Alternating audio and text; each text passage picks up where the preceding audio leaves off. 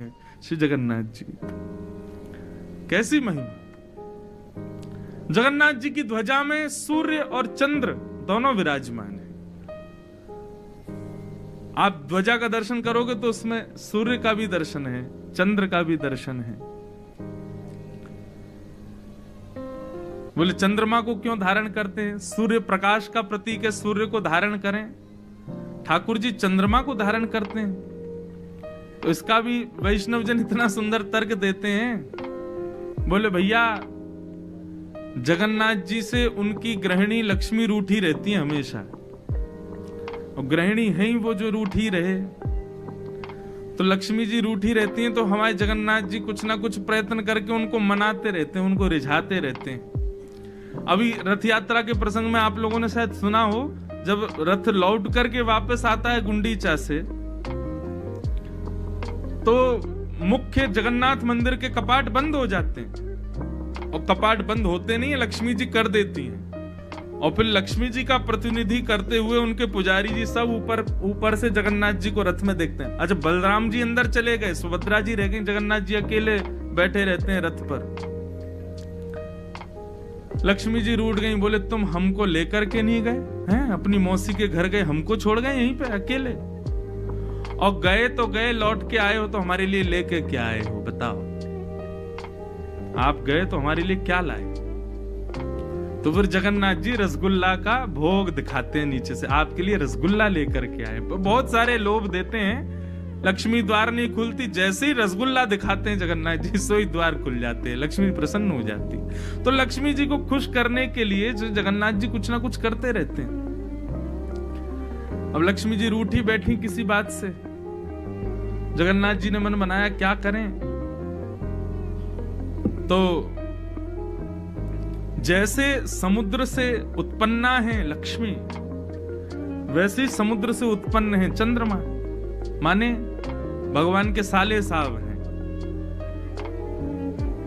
दुनिया के लोग साले साहब को घर में बुलाते हैं, उनका प्रेम से खूब आदर सम्मान करते हैं, लेकिन ठाकुर जी ने तो अपने साले साहब को सिर पर ही बिठा रखा है। क्यों? ताकि लक्ष्मी नाराज नहीं हो गई। और कभी नाराज होती भी है ना लक्ष्मी, तो ठाकुर जी यूं ही देखने लगते हैं,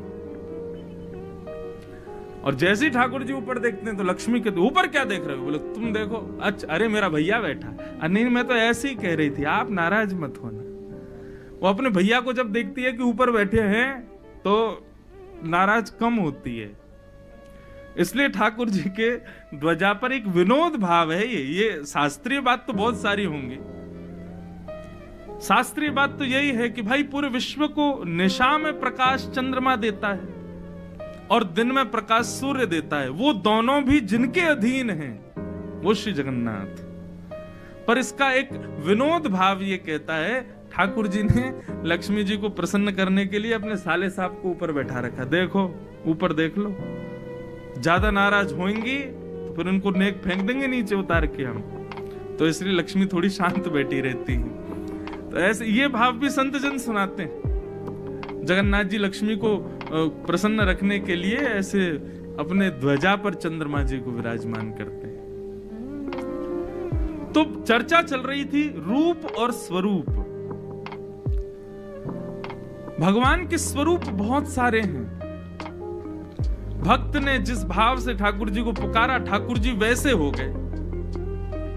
अब आप स्वरूप की बात करेंगे ना, तो मैं हो सकता है 7 दिन केवल स्वरूपों पे ही बात करता रहूं।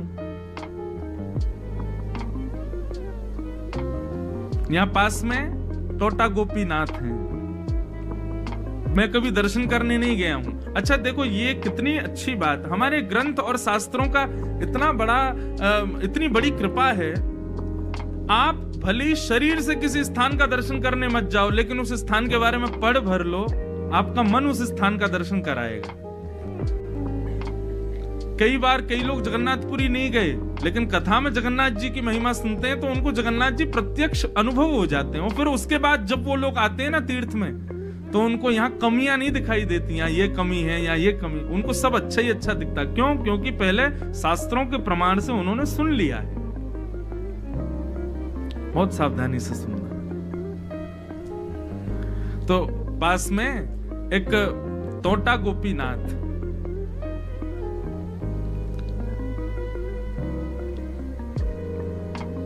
टोटा गोपीनाथ जी के प्रादुर्भाव की कथा तो बहुत लंबी है और बहुत सुंदर भी है। श्री चैतन्य महाप्रभु अपने एक शिष्य की कथा सुन रहे थे और शिष्य कथा में ध्रुव चरित्र सुना रहे थे। तो ध्रुव चरित्र सुनाते हुए ध्रुव जी के प्रसंग में आता है कि भगवान उनको अंतस्त में दिख रहे थे, शंख चक्र गदा पद्मधारी चतुर्भुज नारायण हृदय में दिखाई दे रहे थे ध्रुव जी को। और दिखते दिखते जैसे ही वो प्रत्यक्ष सामने आए तो ध्रुव जी के हृदय से ठाकुर जी अंतर ध्यान हो गए। तो ध्रुव जी व्याकुल हो गए, हे नाथ आप कहां चले गए, हे मेरे नाथ आप मुझे छोड़ के कहां चले गए। व्यास जी इस विरह के भाव को प्रस्तुत कर रहे थे और यह विरह ऐसा हुआ कि चैतन्य महाप्रभु को कथा सुनते सुनते लगा कि ठाकुर जी उनसे दूर चले गए। तो चैतन्य महाप्रभु जिस स्थान पर बैठे थे, जिस जगह पर बैठे थे, उसी जगह को ऐसे खोजने लगे, खोदने लगे भाव में, हे नाथ आप कहां हो, हे नाथ आप कहां हो। वहां मिट्टी थी, घास थी, सबको उखाड़ने लगे। जब विरह से आतुर होकर के उस स्थान को ऐसा कुरेदा तो अंदर से गोपीनाथ भगवान प्रकट हो गए और वही गोपीनाथ जी श्री महाप्रभु जी ने अपने शिष्य जो कथा कर रहे थे उनको प्रदान किए। बोले लो आज से इनकी सेवा करना, तुम्हारी कथा से प्रकट हुए।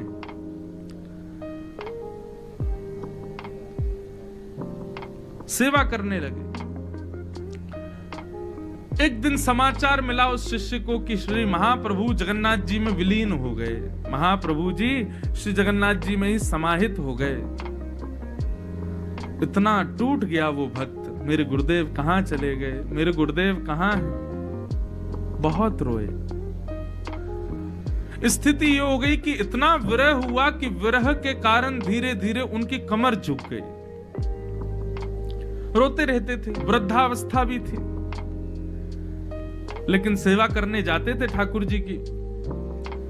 अब कमर झुक गई तो सेवा तो करते थे, लेकिन हाथ पूरा ऊपर तक नहीं जाता था। ठाकुर जी के माथे की जगह नाक पे चंदन, गाल पे चंदन, होठ पे चंदन ऐसे लगता था। दर्शनार्थी आके बताते, बोले अरे पुजारी जी देखो आपने आज ठाकुर जी की नाक पे चंदन लगा दिया, ठाकुर जी के मुख पे चंदन लगा दिया। तो मन में विचार करने लगे अब मेरे से सेवा हो नहीं पाती ठाकुर जी की। तो एक पुजारी जी रख लिए और बोले हम तुमको महीने का वेतन देंगे, तुम ठाकुर जी की सेवा करो।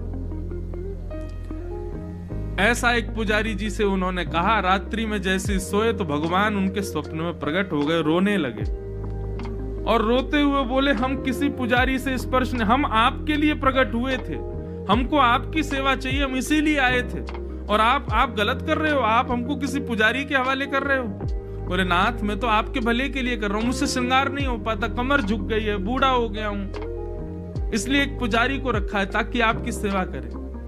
ठाकुर जी बोले चाहे नाक पे लगे, ठोड़ी पे लगे, हमको आपके हाथों से ही चंदन लगवाना है, हम नहीं पुजारी से सेवा करवाएंगे। बोले ठीक है भगवान जैसी आपकी इच्छा, अब क्या करें। मन में बड़े उदास, लेकिन रात्रि सोए, प्रातः काल उठ करके स्नान करके जैसे ही मंदिर में प्रवेश किया तो क्या देखा, उनका हाथ ऊपर नहीं जा पा रहा था तो त्रिभंग ललित ठाकुर जी नीचे बैठ गए और ऐसे आलती मार पाल के बैठे और ऐसे बंशी लेकर के हाथ में। बोले अब करो श्रृंगार, अब तुम नीचे ही बैठ गए, अब तो तुम्हारा हाथ आ जाएगा माथे तक। टोटा गोपीनाथ, ये ठाकुर जी का रूप नहीं है, ये स्वरूप है। स्वरूप हमारे भाव से ठाकुर जी कैसा भी धारण कर सकते हैं। पंढरपुर में एक पुंडलीक नाम के भक्त के लिए ठाकुर जी कमर पर हाथ रख के खड़े। हमारे वृंदावन में बिहारी जी, राधा वल्लभ जी, राधा रमन जी, सब जगह त्रिभंग ललित ठाकुर जी खड़े हैं। श्री जगन्नाथ में भुजा आगे करके, मानो मेरा कोई वैष्णव भक्त आए तो उसके लिए मानो अपनी भुजाएं खोल करके खड़े हैं कि आओ मेरे हृदय से लग जाओ, इस भाव से खड़े। स्वरूप अनेक हैं, अनगिनत हैं ठाकुर जी के, लेकिन इन समस्त स्वरूपों के रूप केवल 3 हैं, सत्य, चित्त और आनंद। वह सत्य द्वारिकाधीश भी हैं, जगन्नाथ जी भी हैं, बद्रीनाथ जी भी हैं, श्रीनाथ जी भी हैं, वृंदावन बिहारी लाल भी हैं, वही चैतन्य जगन्नाथ द्वारिका सब हैं, वही आनंद सबके भीतर है। क्षमा कीजिएगा, आपको द्वारिका जाने में, द्वारिकाधीश के दर्शन में ज्यादा आनंद आ रहा है, जगन्नाथ जी में कम आ रहा है, तो आपकी दृष्टि में भेद है, आपकी भक्ति में भेद है। हमारी माता जी हमसे इतनी परेशान रहती हैं, क्यों? हम जहां जाते हैं वहीं के ठाकुर जी की एक प्रतिमा घर ले आते हैं और कहते हैं अब इनकी सेवा करेंगे। मैया कहती है घर कम तीर्थ ज्यादा लगता है। और एक समय तो ऐसा था कि हमारे मंदिर में सारे ठाकुर जी, जगन्नाथ जी बैठे हैं, द्वारिकाधीश भी बैठे हैं, श्री रंगनाथ भी बैठे हैं, और देखो हमारी भागवत जी के ऊपर साक्षात चतुर्भुज नारायण बैठे रहते हैं। अभी मैं तिरुपति गया तो वहां किसी ने तिरुपति बालाजी का एक दिया, तो ये भी विराजमान हो गए। तो मेरी तो सब में एक ही भाव रहता है। मुख पे राधा रमन जी रहते हैं, सेवा श्रीनाथ जी की होती है, बुद्धि में राधा वल्लभ जी घूमते हैं, जिह्वा पे सारे ठाकुर। सब जगह सम रहो। हमारी निष्ठा तो केवल जगन्नाथ जी में, बद्रीनाथ जाके हमारा मन नहीं लगता, तो भैया आपकी भक्ति में खोट है, आपकी भक्ति में सूक्ष्मता है, आपकी भक्ति में कोई दुर्बलता है, इसीलिए ऐसा कह रहे हो। जहां जाओ, जिस रूप का दर्शन करो, उसी रूप में ही आसक्त होकर के, निर्मुक्त होकर के और भाव विभोर होकर के झूमने लग जाओ, ऐसी स्थिति हो। है तो सब एक ही। बस वही बात है कि बच्चा रोज नए नए कपड़े पहने, पिता को सुख लगता है ना। एक ही कपड़ा रोज पहनेगा तो पिताजी भी तो कहेंगे अपनी पत्नी से कि भाई थोड़े कपड़े बदला करो, रोज रोज एक ही कपड़े पहनता है। ऐसे हमारे ठाकुर जी जो हैं, हमको सुख, भक्तों को सुख प्रदान करने के लिए हर तीर्थ, हर स्थान पर अलग अलग रूप में विराजमान है, अलग अलग भाव से बैठे हैं। तो स्वरूप बहुत सारे हैं, लेकिन प्रत्येक स्वरूप के रूप तीन ही हैं, सत्य, चैतन्य और आनंद। ठाकुर जी का पहला रूप है सत्य। भगवान का नाम है सत्यात्मक। सत्यव्रतम सत्य परम त्रिसत्यम सत्यस्य योनिम निहितम च सत्ये सत्यस्य सत्यमृत सत्य नेत्रम सत्यात्मकम त्वाम शरणम प्रपन्नाः। ठाकुर जी का नाम है सत्यात्मक। जय श्री जगन्नाथ महाप्रभु की, श्री राधा वल्लभ लाल की जय। पूज्य महाराज जी कृपा करके पधारे। हमने भी महाराज जी को वचन दिया आज आएंगे शाम को राधा वल्लभ मठ।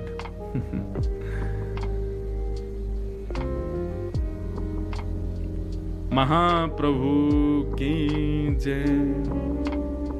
बहुत सावधानी से सुनो।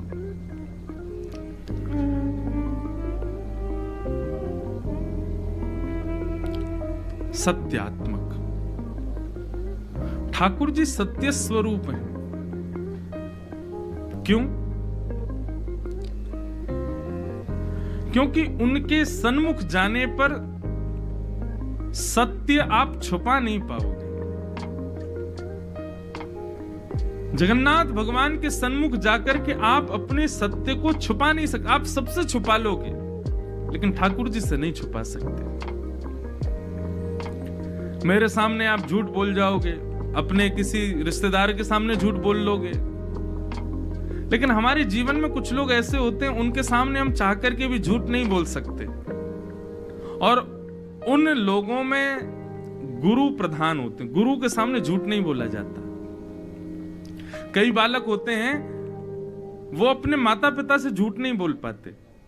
उनके साथ के मित्र वो कहते हैं कि भाई घर में ऐसा बोल दो ना। बोले भाई यार माता पिता के सामने झूठ नहीं बोल पाता मैं। कई लोग ऐसे होते हैं।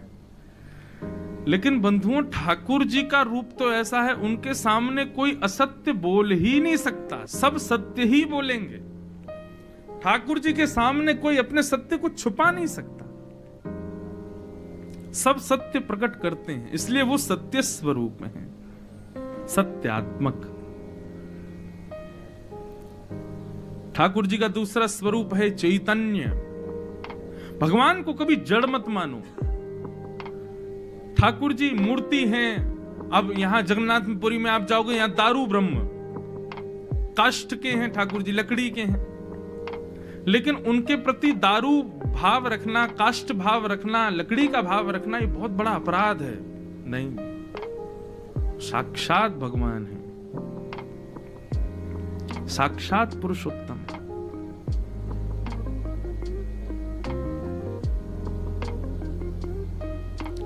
इसको पुरुषोत्तम क्षेत्र इसीलिए भी कहा जाता है क्योंकि यहां दारू के भीतर साक्षात जो जगत नियंता, जो जगदाधार हैं, जिनने पूरी सृष्टि बनाई है, वो निवास करते हैं उस दारू ब्रह्म में, साक्षात विराजमान है।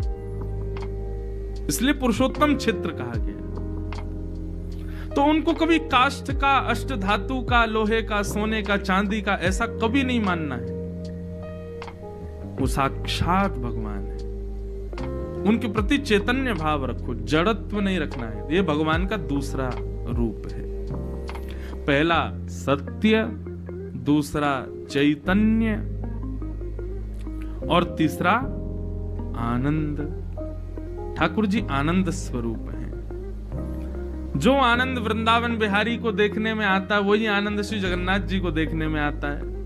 हम तो कहीं अन्य वृंदावन के अलावा कभी दर्शन करने जाते हैं तो हम तो ब्रजवासी ठाकुर जी से उसी भाव में बात करते हैं, वाह लाला यहां बैठो है, आनंदते हैं, ऐसे भुजाने उठाए के बैठो है, बड़े बड़े हंडीन में भर के दाल भाती खातो रहे 24 घंटा, पेट ना खराब होवे तेरो।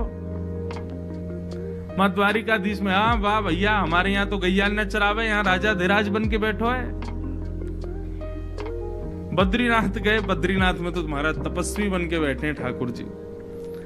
हमने कही, मैंने लाल जी, मैंने कि जो वही तपस्या छचिया भर छाछ पे नाच नचायो। मैंने कि जो कन्हैया हमारे वृंदावन में गोपी के लाला मक्खन खाएगो? हाँ खाऊंगा। पहले बंदर की तरह खो खो करके दिखा। तो ठाकुर जी खो खो करते हैं, किस लोभ में? मक्खन मिलेगो खावे को। और मैंने कहा ये वही परमात्मा यहां पर तपस्या कर रहे हैं, वही परमात्मा यहां पर तप कर रहे हैं।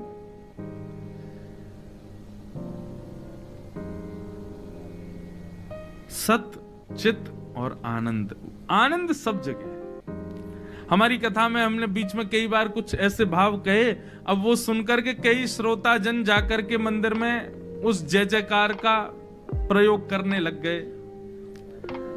क्या कि मैंने की भैया ठाकुर जी के सामने लोग जाकर कहते हैं कृष्ण कन्हैया लाल की जय, श्री गोवर्धन नाथ की जय, जगन्नाथ की जय, बद्रीनाथ की जय। मैंने कि ये सब जय जयकार तो रोज ही सुने, पक जाते होंगे बेचारे, आदि है गए सुन सुन के। मैंने कि अब की बार जाके कहीं बोलो वृषभानु के जमाई की।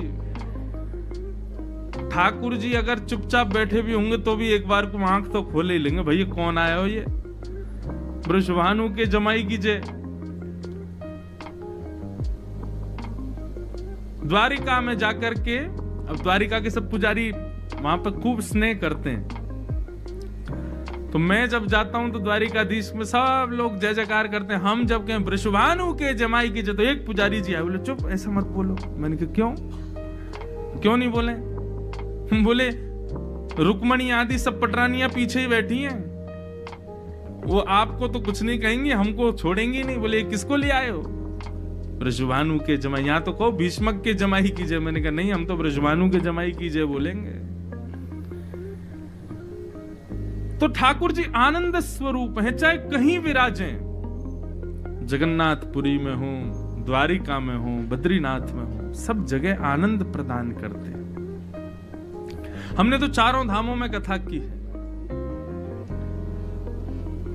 और चारों धामों में अपने साक्षात राधा रमण जी का ही अलग अलग श्रृंगारों में दर्शन किया है। ये भाव रहता ही नहीं है कि ये हमारे राधा रमण नहीं है, ये हमारे वृंदावन बिहारी नहीं है, ये कोई और है। ऐसी बात आती ही नहीं है मन में, और आपके भी नहीं आनी चाहिए। तभी वो आनंद आपको प्राप्त होगा। मीराबाई कहीं चली जाती, सब जगह उनको वही गिरधर नागर दिखते, वही गिरधर नागर का दर्शन उनको होता। श्रीमद वल्लभाचार्य जी महाराज कहां नहीं गए, पूरे विश्व में भ्रमण किया, हर जगह उनको ठाकुर जी का अनुभव होता था। समत्व जब दृष्टि में आता है, समत्व एक समान भाव जब आ जाता है, तो जित देखूं उदित श्याममयी है। मैं देखूं जिस ओर सखीरी, सामने मेरे सांवरिया, मैं तो नाचूंगी सांवरिया, मैं तो नाचूंगी सांवरिया। मैं देखूं, मीराबाई कह रही हैं, मैं देखूं जित और सखीरी, सामने मेरे सांवरिया। किसी श्याम वस्तु को भी मीराबाई देख लेती थी ना, तो श्याम वर्ण की वस्तु को देख के मीराबाई उससे बात करती हो, कहती तुम कितने भाग्यशाली हो। जड़ वस्तु से, अब ये स्पीकर है, माइक है, ये सब श्याम है, सब कारे कारे हैं। मीराबाई की दृष्टि कैसी, जहां भी श्याम वर्ण देखती तो उससे जड़ वस्तु से भी बात करती, तुम कितने भाग्यशाली हो। क्यों? तुम्हारा वर्ण जो है वो हमारे श्याम सुंदर जैसा है, हमारे कन्हैया जैसा है। मैं कितनी अभागिनी हूं, मुझे किसी रूप में स्वीकार नहीं किया, लेकिन तुम कितने भाग्यशाली, अपने वर्ण के रूप में तुमको स्वीकार कर लिया। तुलसी से चर्चा कर दी, तुम कितनी भाग्यशाली, तुम्हारे बिना ना जल पी में, ना भोजन करें, कहीं कुछ नहीं करते, तुम कितनी भाग्यशाली हो। मैं कितनी अभागिनी हूं, मुझे वृक्ष भी नहीं बनाया ठाकुर जी ने।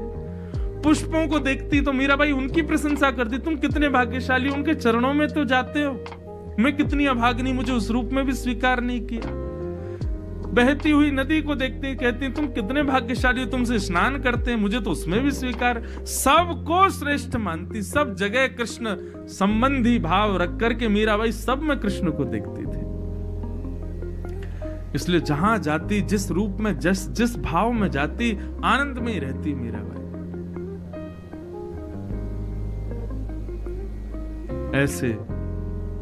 ऐसी दृष्टि हमारी हो, ऐसे भाव हमारे बने, हम जिसको देखें उसमें ये गुण देखें, ऐसे हमारे श्याम सुंदर करते होंगे, ऐसे जरूर हमारे लाला करते होंगे, ये भाव जरूर हमारे ठाकुर जी का होगा। एक बार मैं कहीं जा रहा था तो लोग बाग अमूमन क्या होता है, ऐसे प्रणाम करते हैं, चरण छूते हैं, मुझे स्वीकार कम है। एक बार मैं कहीं गया तो वहां का एक वैष्णव आया, वो आया आकर के बोला महाराज जी मुझे पाँव नहीं छूने, आपके हाथ छू लूं। मैंने कहा छुओ। अच्छा देखो, मैंने कहा ठीक है लो हाथ छुओ। उसने हाथ पकड़े और वो ऐसे ऐसे दबाने लगे, ऐसे ऐसे दबावे। मैंने कहा क्या कर रहे हो? बोले दुनिया पाँव दबाती, हम हाथ दबा रहे हैं। मैंने कहा क्यों?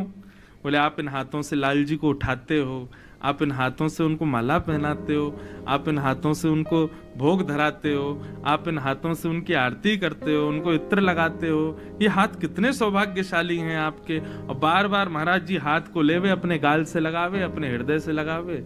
और उसके भाव देख करके मेरा मन बिल्कुल नहीं किया कि मैं हाथ पीछे करूं। मैंने ले भैया और लगा ले। ऐसे भाव सबके हो जाएं तो कहां पहुंच जाएं हम लोग। सबके कहां बन पाते हैं ये भाव। ठाकुर जी आनंद स्वरूप हैं, लेकिन उस प्रकार का भाव तो हम लाएं कि हम जहां जाएं, जिस रूप में, जिस भाव में, जिस देश में, जिस वेश में, परवेश में